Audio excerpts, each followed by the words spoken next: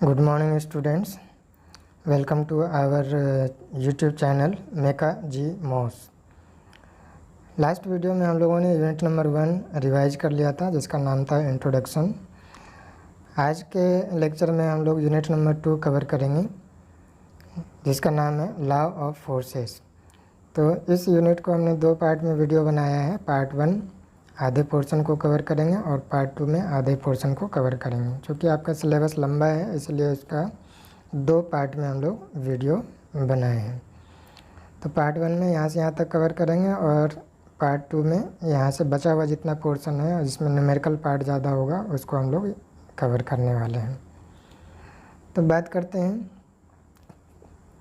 Question number 1, the characteristics of forces are. Option है आपके पास magnitude of force, line of action of force, point of application of force, all of the above. तो force को completely represent करने के लिए 5 चीज़ों की रिक्वायरमेंट होती है। पहला मैग्नीट्यूड, दूसरा डायरेक्शन, किस डायरेक्शन में अप्लाई हो रहा होगा फोर्स, तीसरा किस पॉइंट पे अप्लाई हो रहा है, next is sense, tensile force apply हो रहा है या फिर कंप्रेसिव फोर्स, और पांचवा जो इम्पोर्टेंट चीज़ है वो है लाइन ऑफ एक्शन, यानी किस लाइन के अलोंग फोर्स अप्लाई हो रहा है। तो दैट मीन्स फोर्स को कम्प्लीटली स्पेसिफाई करने के लिए ये 5 चीज़ों की रिक्वायरमेंट होती है। तो इसके अनुसार हमारा ऑप्शन नंबर 1 करेक्ट है, ऑप्शन नंबर 2 भी करेक्ट है, ऑप्शन नंबर 3 भी करेक्ट है। तो that means best suitable option हो गया option number D. Option number D कहता है ऑल ऑफ द एबव। तो हमारा करेक्ट आंसर हो जाएगा option number D, all of the above. Next question है, if a force is applied on a body then velocity में increase, velocity में decrease, direction of velocity में change और all of the above. तो ये common sense से related problem है आपका। एक सपोज करो एक बॉल है, समथिंग कुछ वेलोसिटी के साथ में ये मूव कर रहा है और अगर हम कोई फोर्स इस डायरेक्शन में अप्लाई करेंगे तो ऑब्वियस सी बात है इसकी जो वेलोसिटी इंक्रीज होगी। अगर इसी का जस्ट अपोजिट डायरेक्शन में अगर हम फोर्स अप्लाई करेंगे तो इसकी वेलोसिटी डिक्रीज होगी। और किसी एंगल से अगर हम फोर्स अप्लाई करेंगे तो हो सकता है इसका डायरेक्शन भी चेंज हो जाए। तो दैट मीन्स ऑप्शन 1 भी करेक्ट है, ऑप्शन नंबर 2 भी करेक्ट है, ऑप्शन 3 भी करेक्ट है। तो that means best suitable option हो गया हमारे लिए ऑप्शन नंबर डी। तो option number D is the correct answer. Come to the next very important question, which law states that shifting of force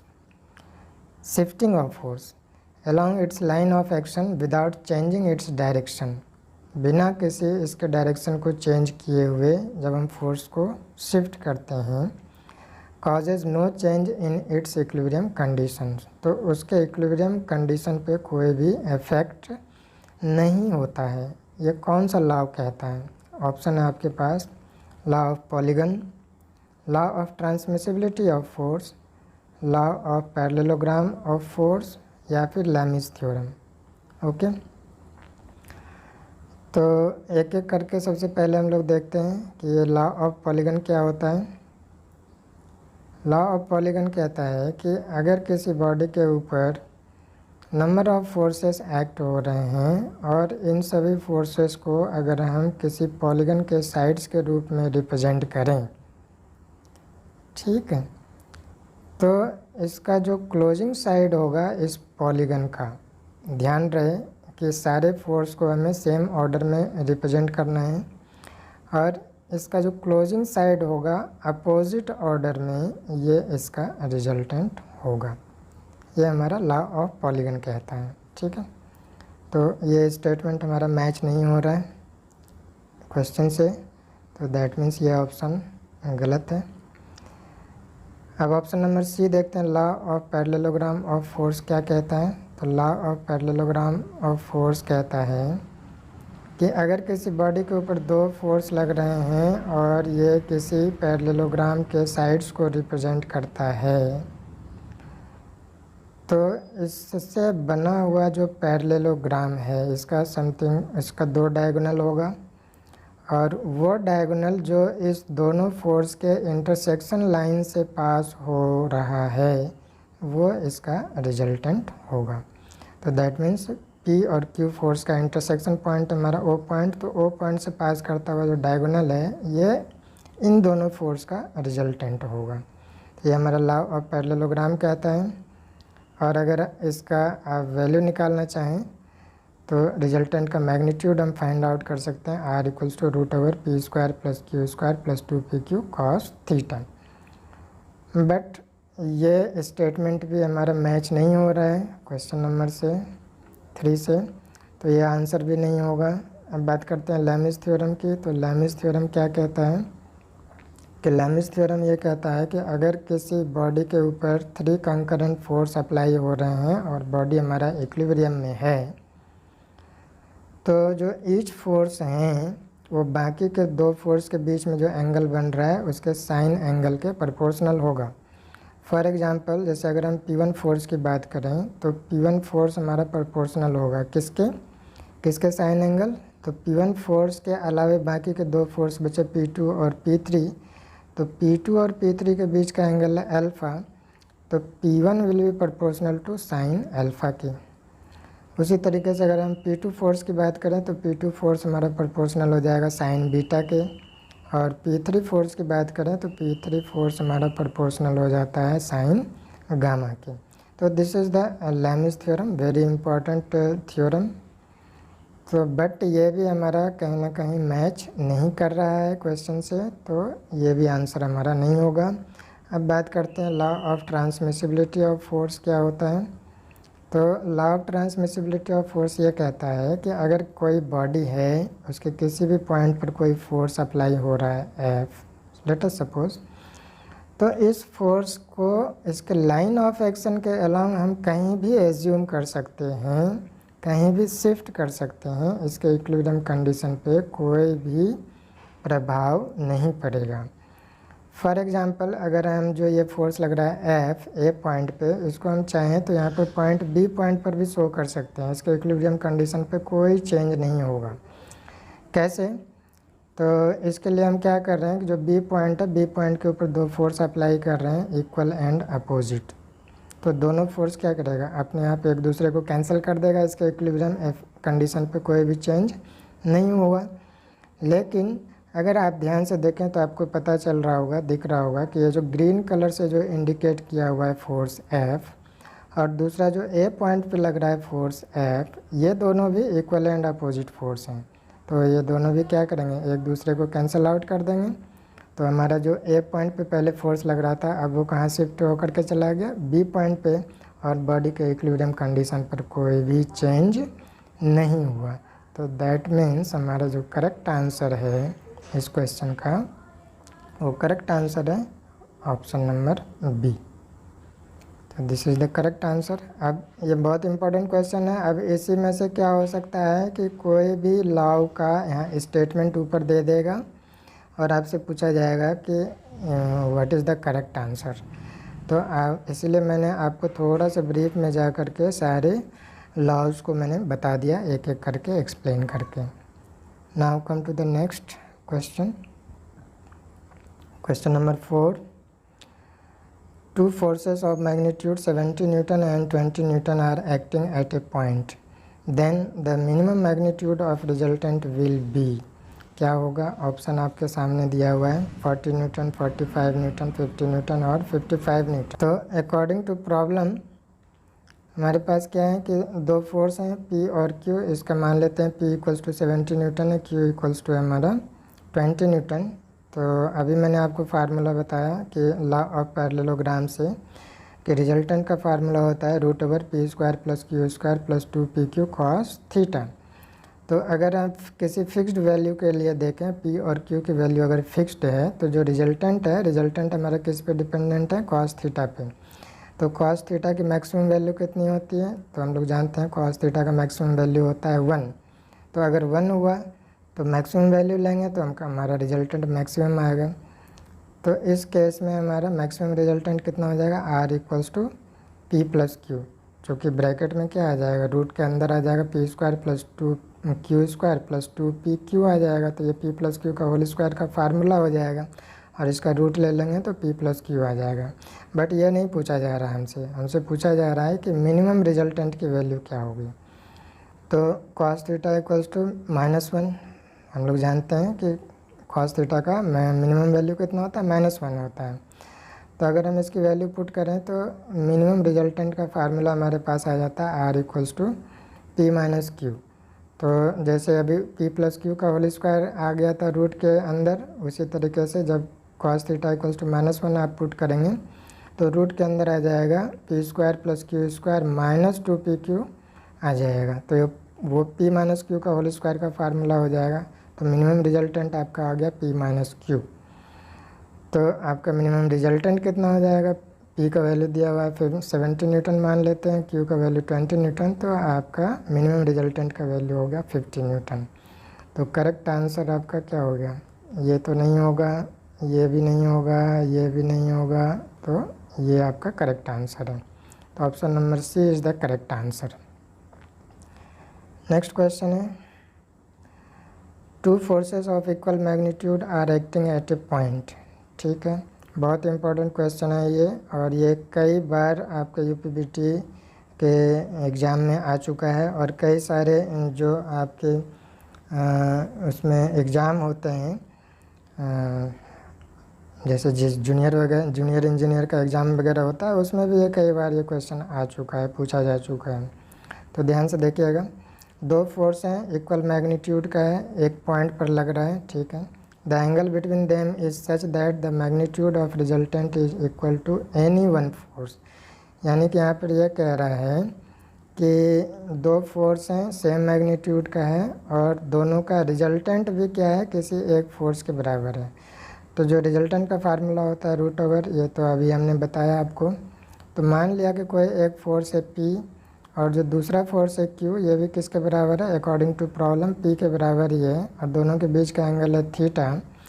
theta कुछ इस तरीके से है कि इसका जो रिजल्टेंट है वो भी किसके बराबर है, P के बराबर है। तो इसमें तीनों चीज़ की वैल्यू क्या होंगी, P के बराबर होंगे। तो जो इस इक्वेशन में जब आप वैल्यू पुट करेंगे तो P equals to root over P square plus P square plus 2P square cos theta हो जाएगा, और दोनों तरफ आप स्क्वायर कर देंगे तो P स्क्वायर और रूट ख़त्म हो जाएगा, और यहाँ पर P square plus P square 2P square हो जाएगा, दोनों जगह 2P स्क्वायर कॉमन हो जाएगा, तो ब्रैकेट में आ गया 1 प्लस कॉस थीटा। और इसको जब आप सिंप्लीफाई करेंगे तो कॉस थीटा इक्वल्स टू हो जाएगा -1/2। तो कॉस थीटा की वैल्यू -1/2 कब होती है, जब थीटा इक्वल्स टू कितना होता है, 120 डिग्री होता है। तो कॉस थीटा इक्वल्स टू कितना आ गया, कॉस 120 डिग्री। तो कॉस से कॉस कैंसिल हो गया, तो हमारे पास थीटा इक्वल्स टू कितना आ गया, 120 डिग्री। तो हमारा करेक्ट आंसर क्या हो गया, ये नहीं होगा, ये नहीं होगा, ये भी नहीं होगा। तो करेक्ट आंसर है हमारा 120 डिग्री। तो option number B is the correct answer. Next question है, according to which Newton's law of motion it gives the measure of force. तो न्यूटन्स के 3 लॉ हैं, फर्स्ट लॉ, सेकंड लॉ और third law. तो first law क्या कहता है, अगर कोई बॉडी रेस्ट में है तो रेस्ट में ही रहना चाहता है, अगर कोई बॉडी मोशन में है तो मोशन में ही रहना चाहता है, जब तक कि उसके ऊपर कोई बाहरी बल ना लगाया जाए, एक्सटर्नल फोर्स ना अप्लाई किया जाए। तो दैट मीन्स वहाँ से हमें क्या चीज़ का डेफिनेशन मिलता है, इनर्शिया का, इसको बोलते हैं जड़ता का नियम भी बोलते हैं। इंग्लिश में बात करें तो लॉ ऑफ इनर्शिया भी बोलते हैं फर्स्ट लॉ ऑफ मोशन को। अच्छा, सेकंड लॉ क्या कहता है कि rate of change of linear momentum is directly proportional to the applied force. तो यहाँ से हमें सेकंड लॉ से हमें फोर्स का डेफिनेशन मिलता है। और जबकि थर्ड लॉ क्या कहता है, थर्ड लॉ कहता है कि for every action there is always an equal and opposite reaction. तो हमारे लिए ऑप्शन क्या हो जाएगा, कौन सा ऑप्शन करेक्ट है, तो ऑप्शन नंबर ए गलत है, ऑप्शन नंबर सी भी नहीं होगा, ऑप्शन नंबर डी भी नहीं होगा, तो option number B is the correct answer. Okay, next question है, if the forces acting on a body lies in same plane and their line of action is also same, which type of force system it is. Option है आपके पास coplanar concurrent force, coplanar non coplanar concurrent, coplanar collinear और coplanar parallel force system. तो कौन सा answer होगा इसका? तो हम लोग जानते हैं कि कोप्लेनर कंकरेंट फोर्स सिस्टम में क्या होता है। कोप्लेनर मतलब जितने भी फोर्स किसी बॉडी के ऊपर लग रहे हैं वो एक ही प्लेन में लाई कर रहे हों तो उसको बोलते हैं हम लोग कोप्लेनर। और कंकरेंट मतलब अगर सारे फोर्स का लाइन ऑफ एक्शन किसी न किसी अगर एक पॉइंट पर मिल रहा है, जैसे कि यहाँ पर आप डायग्राम में देख सकते हैं F1 F2 F3 फोर्स का line of action O point पर मिल रहा है और ये एक ही प्लेन में लाई कर रहा है, तो ये फोर्स सिस्टम हो गया हमारा coplanar concurrent force system. But ये सुटेबल आंसर नहीं है, तो ये आंसर हमारा नहीं होगा। अब देखते हैं non coplanar concurrent force system किसको कहते हैं। नॉन कोप्लेनर मतलब जो भी फोर्स लग रहा है वो किसी एक प्लेन में लाई नहीं कर रहे हो तो उसको बोलते हैं नॉन कोप्लेनर। और कंकरेंट मतलब उसका लाइन ऑफ एक्शन एक पॉइंट पर मिल रहे हो तो उसको बोलते हैं कंकरेंट। तो ये एग्जांपल है आपके सामने non coplanar concurrent force system का, तो ये भी आंसर हमारा मैच नहीं हो रहा है, छोड़ देते हैं इसको। तीसरा है कोप्लेनर कोलिनियर फोर्स सिस्टम। तो अब इसमें आप देख सकते हैं कि ये सारे फोर्स F1 F2 F3 सारे एक ही प्लेन में लाई कर रहे हैं और सभी का लाइन ऑफ एक्शन भी हमारा सेम है।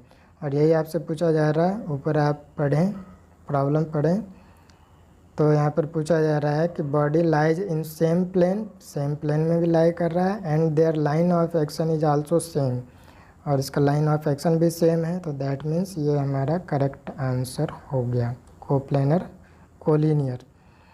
अच्छा, कोप्लेनर पैरेलल फोर्स सिस्टम क्या होता है? कोप्लेनर पैरेलल फोर्स सिस्टम होता है जिसमें कि फोर्सेस एक ही प्लेन में तो लाई कर रहे हैं, साथ ही साथ उसका लाइन ऑफ एक्शन भी एक दूसरे के पैरेलल होते हैं, तो उसको बोलते हैं कोप्लेनर पैरेलल फोर्स सिस्टम। ठीक है, तो लेकिन ये हमारा स्टेटमेंट से मैच नहीं हो रहा है, तो ये आंसर हमारा करेक्ट नहीं है।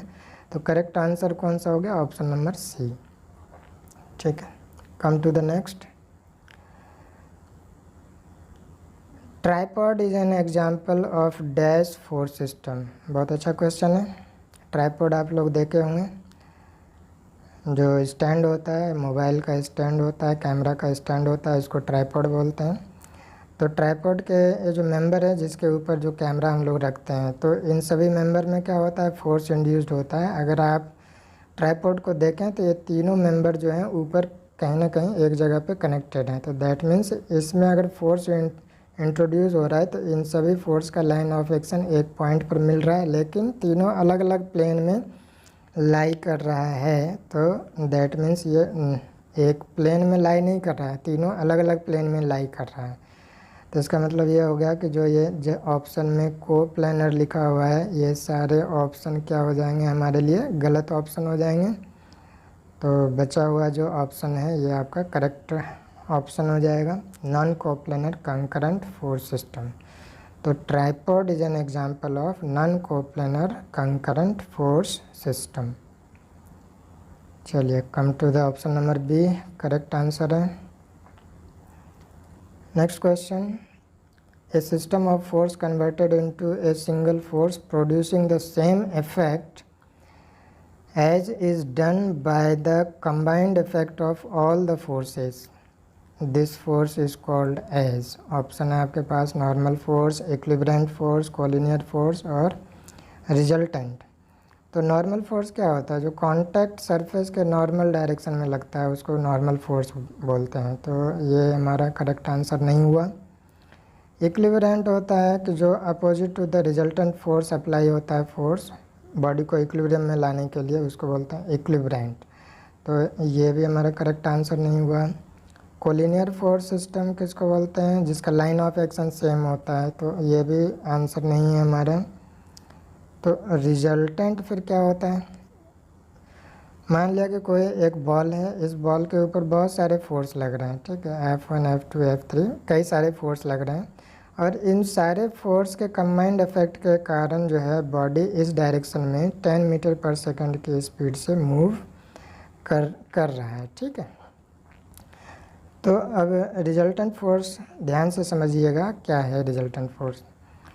तो रिजल्टेंट ये होता है कि अगर हम इस तीनों फोर्स को हटा दें, F1, F2 और F3 फोर्स को हटा करके इस स्फीयर के ऊपर, बॉल के ऊपर कोई एक फोर्स अगर हम ऐसा लगा दें जो सेम वेलोसिटी अगर प्रोड्यूस कर दे जितना पहले प्रोड्यूस हो रहा था 10 मीटर पर सेकेंड, अगर यही सेम वेलोसिटी केवल एक फोर्स R लगाने से प्रोड्यूस हो जाए तो ये जो R होगा ये तीनों फोर्स F1, F2 और F3 फोर्स का रिजल्टेंट कहलाएगा। ठीक है, तो दैट मीन्स यही आपसे पूछा जा रहा है कि a system of force converted into a single force producing the same effect. ठीक है, तो आपके लिए करेक्ट आंसर कौन सा हो गया? Option number D is the correct answer. And last, a force equal and opposite to the resultant force is applied to bring the body in equilibrium state is known as, तो इसको कौन सा क्या कहते हैं? Limiting force, equilibrant, reverse equilibrant, none of the above. तो अभी जो पिछले क्वेश्चन का जो एग्जांपल लिया था वही एग्जांपल यहाँ पर भी हम ले रहे हैं। सपोज कीजिए यही एक बॉडी है, उसके ऊपर जो 3 फोर्स लग रहे थे उसको हमने कन्वर्ट कर लिया था, एक रिजल्टेंट फोर्स हमने दिखा दिया था R। ठीक है, तो अब मान लिया जाए कि ये जो रिजल्टेंट फोर्स है इसके कारण इस बॉडी में वेलोसिटी कितना हो रहा है? 10 मीटर पर सेकेंड। ठीक है, 10 मीटर पर सेकेंड की स्पीड से मूव करना शुरू हो गया। पहले ये बॉडी रेस्ट में था, पहले ये स्फीयर बॉल रेस्ट में था और फोर्स अप्लाई होने के बाद इसमें मोशन स्टार्ट होना शुरू हो गया 10 मीटर पर सेकंड के स्पीड से। तो अगर इसको वापस हमें रेस्ट में लाना है तो क्या करना पड़ेगा? एक अपोजिट डायरेक्शन में फोर्स अप्लाई करना पड़ेगा, R डैश सपोज करो, और इस R डैश की वैल्यू R के बराबर अगर हो जाए तो बॉडी हमारा क्या हो जाएगा? इक्विलिब्रियम में आ जाएगा। तो कहने का मतलब ये हुआ कि जो रिजल्टेंट फोर्स है उस रिजल्टेंट फोर्स के अपोजिट डायरेक्शन में जो फोर्स हम लोग अप्लाई करते हैं बॉडी को इक्विलिब्रियम में लाने के लिए, इसको हम लोग कहते हैं इक्विलिब्रेंट। तो करेक्ट ऑप्शन क्या हो गया हमारे लिए?